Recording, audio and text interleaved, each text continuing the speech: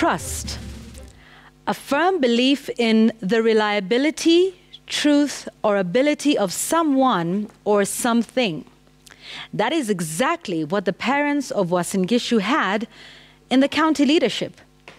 Trust that this was not just any individual they were dealing with. Trust that this was not just any institution they were dealing with. Trust, because we have seen people who've dealt directly with education institutions outside the country only to be duped after finding out those institutions didn't even exist to begin with. Trust that this was their county government purportedly dealing with another government. And why wouldn't they? Trust. And so that is why they sold everything.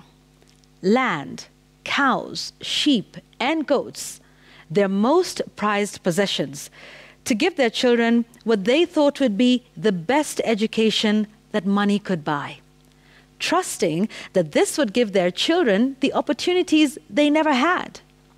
And why wouldn't they do anything and everything for such a life-changing opportunity? Perhaps I'm a little old school, but I remember during our time we were told, and it was true, that education is the key to success. Higher education, even more so. The one child who went to university would lift not just themselves, but their families' fortunes. More so if that education was outside the country.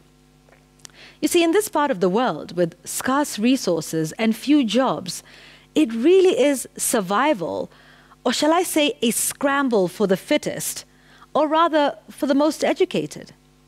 And that is why parents will do whatever it takes to give their children that edge over others, that head start.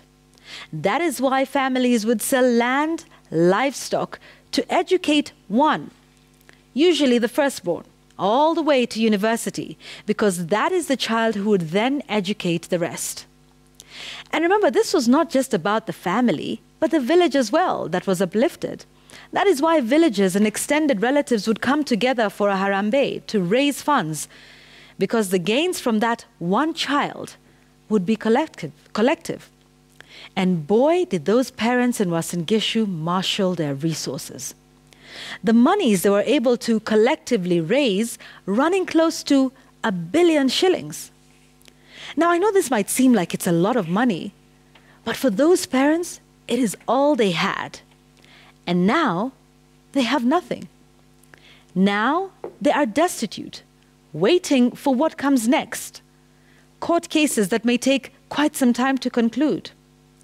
Folks, what happened to those parents and young people in Uasin Gishu is nothing short of despicable. Mercy Tarus, the now famous young lady talking tough to authorities, seeking answers, shouldn't have been put in that position to begin with. She and the others who had placed their hope, and most importantly, their trust in the county government officials, now have nothing but courage and maybe hope. Hope that they can perhaps trust the president's words when he recently assured them of justice and the opportunity to pursue their dreams of higher learning. So it's over to you, Mr. President. Can they now trust you? Trust that you will keep your word? Trust. The firm belief in the reliability, truth, or ability of someone or something. That's my take tonight.